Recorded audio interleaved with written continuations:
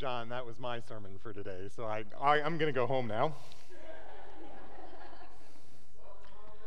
Oh, I can't tell you. Thank you. I can't tell you how good it is to be back. It was good to be away, but it is so good to be back and here and with you all. My gosh, I have missed you. I understand it's been a great summer. Laura, thank you so much for all you have done and all the rest of you have done to make everything go so smoothly and be so impactful. I've heard so many good things. And I must say, I really would like to leave this to John because I'm a little nervous. I haven't preached in 3 months, and I'm not sure if I'm going to remember how to do this. Thank heavens, it's a long scripture. Maybe if I read slowly enough, we can just say amen at the end of it, and we can all go home and get ready for Hillary. But it is too important a story. I know that you all have been following this a little bit. You were preaching about it last week. When I was in middle school, I got to be part of our church's production of Joseph and the Amazing Technicolor Dreamcoat. And as part of that, we went up to New York and we watched it on Broadway and spent the night in New York City. It was one of my favorite memories of being in middle school. But it certainly is one of those kinds of stories, isn't it? That they make Broadway musicals out of. I mean, this story has everything: passion and foreign intrigue, betrayal and reversals and revenge and forgiveness and reconciliation and redemption.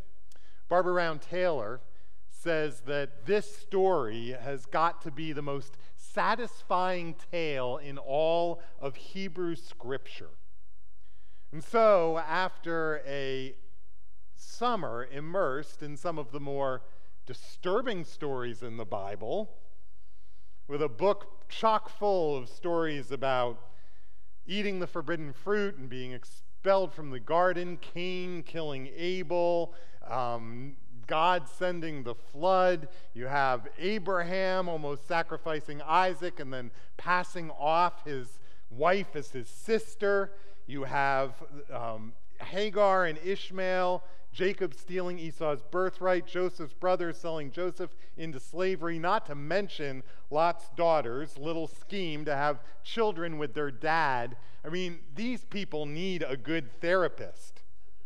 But what a great way to wrap up the summer and to end this book with this beautiful story that talks to us about the folly of revenge, the power of forgiveness, and the redeeming potential of reconciliation when it's possible and appropriate and healthy. It's sort of the Les Mis of the Old Testament. So, if you remember the story, you have Joseph's brothers who've grown up incredibly jealous of Joseph their whole life. He's the youngest, he's their dad's favorite. Jacob doesn't help matters. He makes this special coat of many colors for Joseph, and the other ones don't get it. And Joseph himself doesn't help matters any. He's a little bit of a brat at times and kind of a tattletale. At one point, he has these dreams about his brothers bowing down to him, and he tells them about it, pretty much sealing his fate. And so do you remember the brothers, first they throw him in a pit and leave him there to die, and then they realize that maybe they could get rid of him and make some money if they sell him into slavery. So they sell him into slavery. He ends up in Egypt in the household of Potiphar, one of Pharaoh's top officials. And there he is so competent and so good and so trustworthy that before long he becomes in charge of Potiphar's entire house, which attracts the attention of Potiphar's wife, who tries to seduce him. And because he rebuffs her and he stands up and is a good guy, he gets framed and thrown in prison. And there he rises up through the ranks again to be in charge of prison, where he gets the attention of Pharaoh, and then Pharaoh brings him into his courts after he interprets some dreams for Pharaoh. And there Pharaoh has him rise up to the point that he's the governor in charge of all of Egypt. It is a crazy story. And while he's there, he interprets some more dreams that predicts this giant famine that's going to be hitting the region. And so he goes and he prepares Egypt for it, so when the famine hits, all of the peoples and the nations from around Egypt are coming to Egypt to beg and ask for food. And it's here when Joseph's brothers do come back, and they come to Joseph to ask him for food, and they don't realize who he is. They don't realize it's Joseph. And so Joseph can't help himself. He needs to torture his brothers a little bit, and so I don't know if you all remember these stories, but he really does kind of try to give a little bit of payback. He puts money back in the bags when they leave so that they think they're being framed for stealing, and then puts his own cup in Benjamin, the youngest one's bag, to make them fearful for their lives and the lives of their little brother. But then finally, Joseph realizes he just can't do it. That he has been put in this position to break this cycle, to break the cycle of jealousy and revenge and violence and mistrust and hatred. And so where we pick up today is the point at which Joseph breaks down and reveals to himself who he is. Listen carefully for the word of God. Then Joseph could no longer control himself before all of his attendants, and he cried out, "Have everyone leave my presence." So there was no one with Joseph when he made himself known to his brothers. And he wept so loudly that the Egyptians heard him, and the Pharaoh's household heard about it. Joseph said to his brothers, "I am Joseph. Is my father still living?"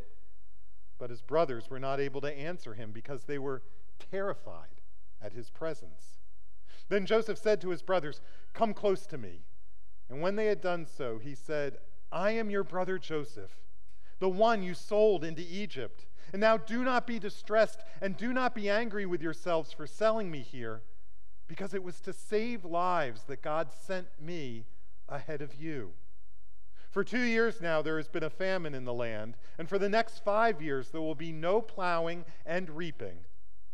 But God sent me ahead of you to preserve for you a remnant on earth and to save your lives by a great deliverance. So then it was not you who sent me here, but God. He made me father to Pharaoh, lord of his entire household, and ruler of all of Egypt. Now hurry back to my father and say to him, 'This is what your son Joseph says. God has made me lord of all Egypt. Come down to me, don't delay. You shall live in the region of Goshen and be near me, you and your children and your grandchildren, your flocks and your herds and all that you have. I will provide for you there, because 5 years of famine are still to come. Otherwise, you and your household and all who belong to you will become destitute. You can see for yourselves, and so can my brother Benjamin, that it really is I who am speaking to you.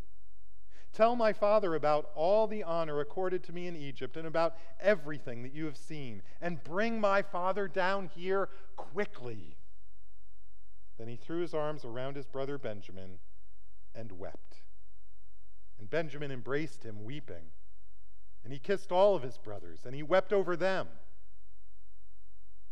And afterwards, his brothers talked with him."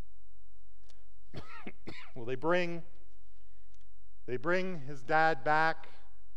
They live there together in Egypt. They have access to everything. And when his father finally dies, Joseph and his brothers take him back and bury him in Canaan. And when they come back, the brothers are terrified that now is the time that Joseph is going to finally take his revenge. And they come to him and they beg him for his forgiveness. But listen to what he says. Joseph said to them, "Don't be afraid. Am I in the place of God? You intended to harm me, but God intended it for good, to accomplish what is now being done, the saving of many lives. So then don't be afraid. I will provide for you and your children." And he reassured them and spoke kindly to them. Mic drop. Pow. There are so many great lessons in this unbelievable story. Like how God is able to bring good things out of the worst things that happen to us in our lives if we keep our eyes set on God, if we allow God into the terrible situations of our life. But this morning, what I want to do is focus on 3 lessons that come right out of the heart of this story that I think can make all of the difference as we go through the hurts and the trials and the struggles of our lives. The first is that revenge is never a good idea. The second is that forgiveness is always the right move.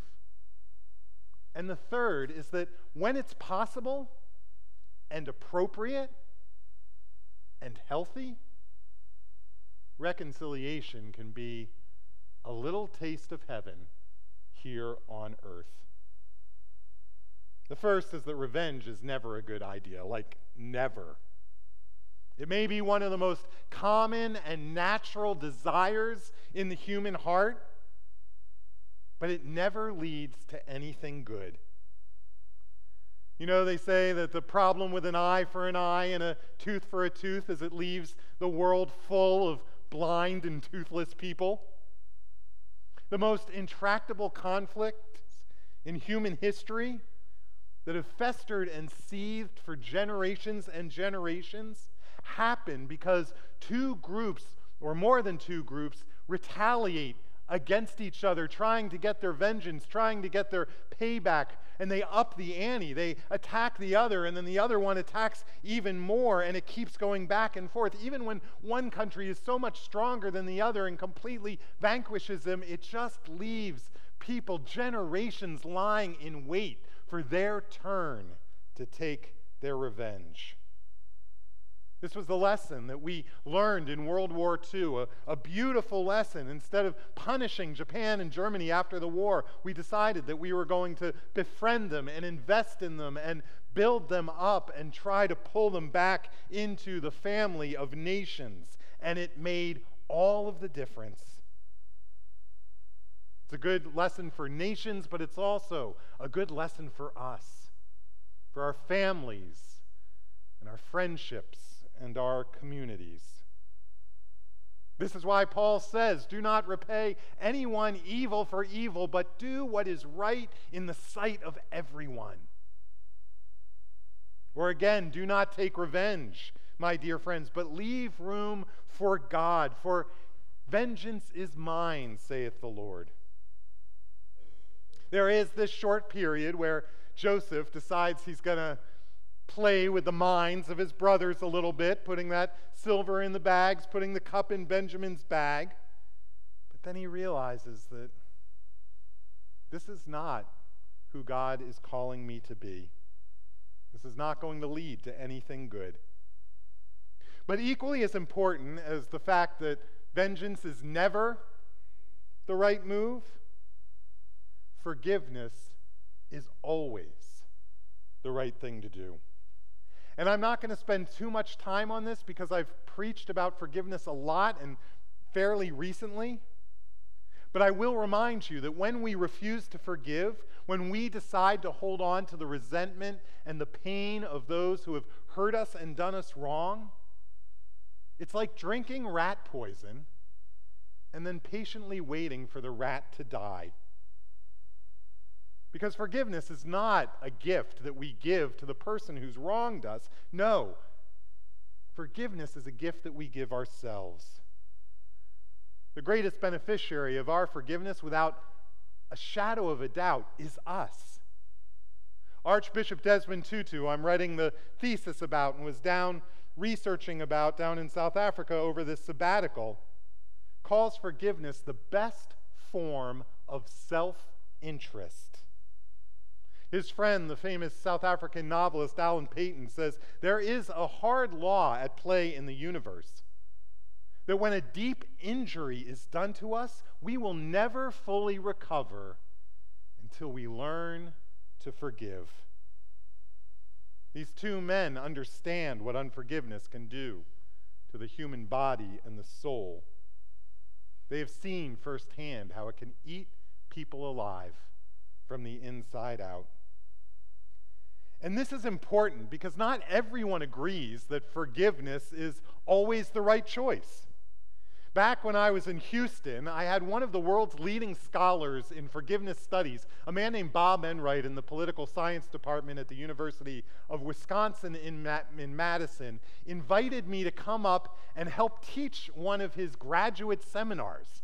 He had seen some of the work that I had done in Northern Ireland and Rwanda and Croatia and South Africa, and he invited me up there to help teach a class and then ultimately to come and join him and do a PhD in forgiveness studies with him and to help him with a project of forgiveness project that the South African government, the new government, had contracted him to do.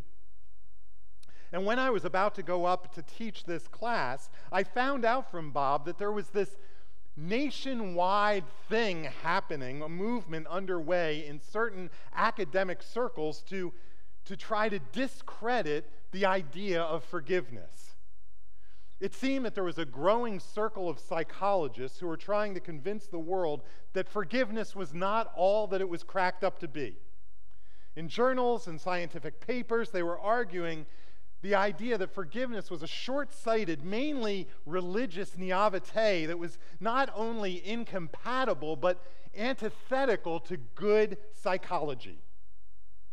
In their opinion, forgiveness was an unhealthy, guilt-ridden burden that mostly religious communities were hoisting onto the shoulders of their unwary adherents.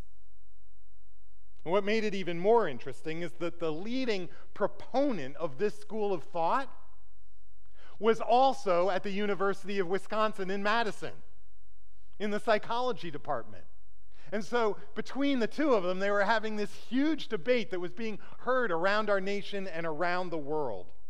And so in preparation for going up there, I started reading some of her articles, and what I discovered is that her objections to forgiveness were based on a lot of misconceptions that people often have about forgiveness. Like, for starters, that forgiveness is an excuse, is an excuse to let go of wrongs, an exercise in excusing wrongs. Forgiving is not excusing. Excusing is what we do when we consider extenuating circumstances for something, that there's a reason why it's done.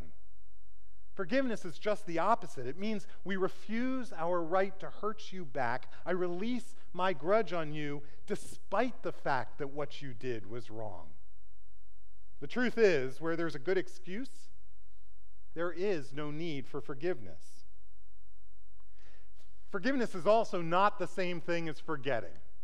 And I don't know where these two always got lumped together. We always hear it. What do we hear? You have to forgive and forget, right? The truth is, there are times when we are not able to forget. Even more so, there are times when we shouldn't forget. I was amazed to see that one of the main articles from this woman at Madison who was arguing against forgiveness was saying, one of her articles was saying that people of the Holocaust should never, ever forgive because they owe it to the world to make sure that humanity never forgets what happened. Well, the truth is that there are times when we can't forget, and there are times when we shouldn't forget, but we should always forgive. But that brings me to another misconception, which really is the third point of my sermon today, and that is that forgiveness doesn't necessarily imply reconciliation. It can be a good idea. It can be an incredibly powerful and beautiful thing when the side that wronged us both wants and is able to change. When it works for forgiveness to be coupled with the restoration of the relationship, it can be a powerful and beautiful thing for both sides. But there are plenty of times when we should forgive, and we should always forgive, but it may not be healthy for us to reconcile. If a woman who is being abused in her home finally gets the courage to leave, the truth is she's not going to fully heal until she's able to find forgiveness in her heart, but that doesn't mean that she should go back into the situation and subject herself to the same relationship and the same abuse. Next week, my friend Kevin Chaplin from the Amy Foundation is going to be here to talk to us about the amazing work that they've been doing for the last 23 years and the work that they're doing now.